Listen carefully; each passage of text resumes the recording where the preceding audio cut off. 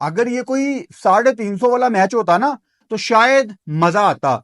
Champions trophy के हवाले से क्या शानदार तैयारी हुई है इंडियन बैटिंग लाइनअप की। बैटिंग अगर आप देखें तो मल्टी डायमेंशनल और एक ही तरह से एवरेज और स्ट्राइक रेट्स, तो यार ये तो एक कंप्लीट होलसम टीम है अगर ये फुल फ्लो में और फुल फिटनेस के साथ हो। कि कल जब पाकिस्तान और न्यूजीलैंड का मैच हो रहा था तो सामने उन्होंने एक स्टैट दिखाया कि भाईजान दुनिया में इतने ओपनर है ही कोई नहीं, 4-5 ही हैं जिनका 90 प्लस का स्ट्राइक रेट है और 45 प्लस की एवरेज है।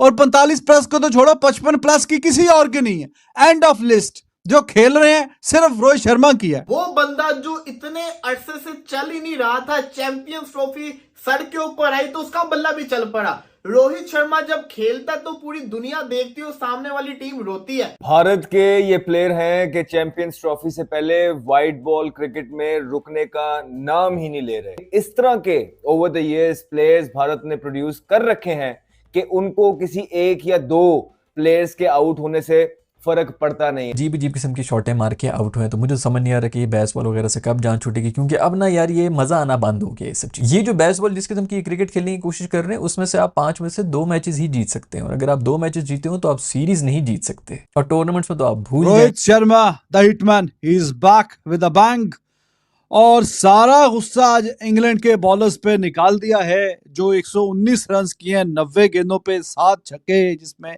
शामिल हैं। तो भाईजान हम मिड इनिंग्स में यही बात कर रहे थे कि रोहित शर्मा, विराट कोहली, गेल, ऊपर के जो 2-3 हैं उनकी जिम्मेदारी है, उनमें से कोई एक बड़ी इनिंग्स खेले 70-80 रन की, 100 रन की, तो ये टारगेट चेज हो जाएगा। और बिल्कुल वैसा ही हुआ। गिल भी बहुत अच्छे रन करके गया, लेकिन जिन 2 प्लेयर्स पे ज्यादा बात हो रही है क्योंकि टेस्ट क्रिकेट में उस तरह के रन नहीं आ रहे, रोहित शर्मा खास करके, तो आपको बताया कि भाईजान फॉर्मेट टू फॉर्मेट बात होती है, और आपका ओडीआई में तो उसकी कोई परफॉर्मेंस नीचे गई नहीं है, तो किस चक्कर में इतना ज्यादा क्रिटिसाइज हो रहा है। टेस्ट में चलो बनता है, लेकिन ओडीआई में तो उसका वर्ल्ड कप चेक करें, 550 रन किए हैं उसने 135 के स्ट्राइक रेट से, और आज भी आप चेक करें स्ट्राइक रेट कितना शानदार रहता है उसका थ्रू आउट द इनिंग्स ही। और आके जो आगाज किया है आज भी 132-33 का स्ट्राइक रेट, T20 वाला स्ट्राइक रेट है ये, उससे वो वर्ल्ड कप भी खेल के गया पूरे का पूरा, और अभी आपके सामने आज भी जो उसने कमाल किया है। तो भाईजान जब वो फिर रिदम में होता है फिर वो मैच खुद ही साइड पे कर देता है। अगर पहले भी इंडिया बारी कर रहा होगा और अगर वो इसी तरीके से 60, 70, 80, 90, 100 जितने भी रन करके जाएगा तो टीम का कितना भला हो जाएगा। एंड पे भी कहीं ना कहीं उसकी बारी ना होती तो मैच फंसा जाता है कि नहीं।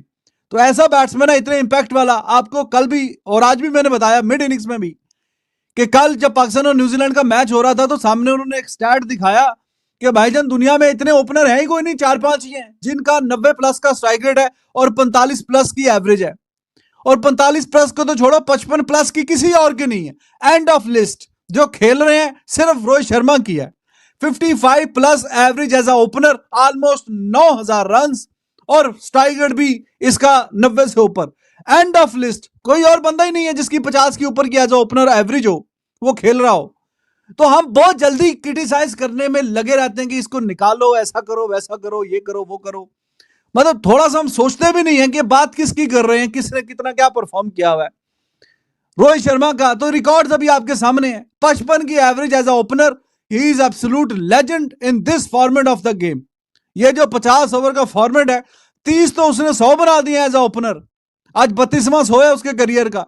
तो जिस बंदे ने 30 100 एज अ ओपनर ही बना दिए, और एवरेज भी उसकी एज अ ओपनर जब से ओपनिंग कर रहा है वो 55 की एवरेज है, और स्ट्राइक रेट भी शानदार है। और अभी रिसेंट पास्ट में तो वो T20 वाले स्ट्राइक रेट से ओडीआई में खेल रहा है। तो बहुत बहुत मुबारकबाद हो आपको, एक दफा फिर से एक बहुत ही वन साइडेड और थर्ड क्लास ओडीआई देखने को मिला है। इंग्लैंड वाले सिर्फ टाइम जाया करने के लिए यहाँ पर आए हैं, ना सिर्फ इंडियंस का बल्कि हमारा भी। भाई ये करने से जो है ना इंडिया की उल्टा प्रिपरेशन खराब हो रही है। उनको प्रेशर कोई मिल नहीं रहा है, वो बहुत ईजी होके आएंगे। यहाँ पे कोई थोड़ा सा कोई कांटेदार मुकाबला होता तो इंडिया को फायदा हो रहा था। मेरा ख्याल में तो इंडिया को उल्टा नुकसान हो रहा है इस तरक्की हुई टीम के साथ क्रिकेट खेलने का, जिनके दिमाग में सिर्फ और सिर्फ बेसबॉल बहस बॉल हम 850 रन बना देंगे ओडीआई के अंदर। यार बात सुनो, बहस बॉल घिस चुका है, पिट चुका है। T20 के अंदर वो नहीं चल रहा है, टेस्ट के अंदर वो नहीं चल रहा है, अब ओडीआई के अंदर तो थोड़ी सी तमीज कर लो यार। पर अजीब अजीब किस्म की शॉटें मार के आउट हुए, तो मुझे समझ नहीं आ रहा कि ये बहस बॉल वगैरह से कब जान छूटेगी, क्योंकि अब ना यार ये मजा आना बंद हो गया ये सब चीज। ये जो बहस बॉल जिस किस्म की क्रिकेट खेलने की कोशिश कर रहे हैं, उसमें से आप 5 में से 2 मैचेस ही जीत सकते हैं, और अगर आप 2 मैचेस जीते हो तो आप सीरीज नहीं जीत सकते, और टूर्नामेंट्स में तो आप भूल जाएं। तो इनको किसी को आके यार, मतलब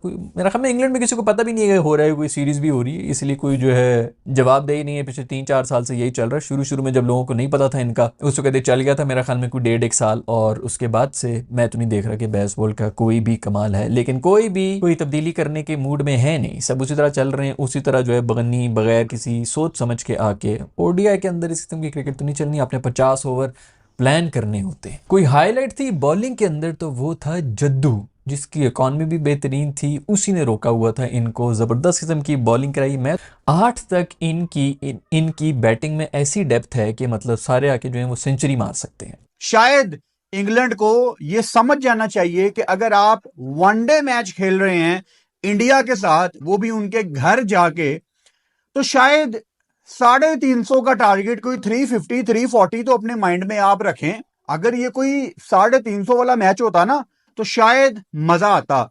चैंपियंस ट्रॉफी के हवाले से क्या शानदार तैयारी हुई है इंडियन बैटिंग लाइनअप की। कहीं ना कहीं इंडिया जो इतने सालों से घर में चेज करती आ रही है, ज्यादातर उनको मुश्किल होती नहीं है। एक कंफर्ट जोन आपके माइंड में होता है, क्योंकि आपने काफी दफा वो किया होता है। और अक्षर पटेल को जिस तरह से प्रमोट किया गया केएल राहुल के ऊपर, शायद वो राइटी लेफ्टी का कॉम्बो आजमाना चाह रहे थे गौतम गंभीर। क्या शानदार कार्ड यार। खुशी इस चीज की है कि शुभमन गिल वाइस कैप्टन हैं वनडे के, और अक्षर पटेल वाइस कैप्टन हैं T20 में।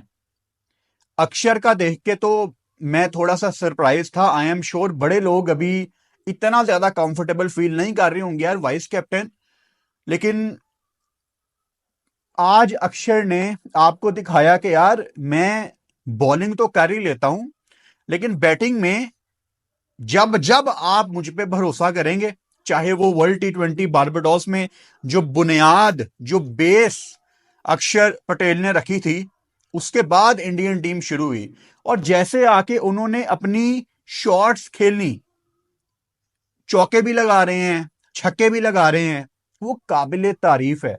आपको नजर आता है कि यार ये वो बंदा है जो बॉल के साथ भी जस्टिफाई कर रहा है, और जब इसकी बैटिंग आती है ये तब भी इंसाफ करके बाहर आता है। Rohit Sharma the hitman he is back with a bang, और सारा गुस्सा आज इंग्लैंड के बॉलर्स पे निकाल दिया है, जो 119 रन किए हैं 90 गेंदों पे, 7 छक्के जिसमें शामिल हैं।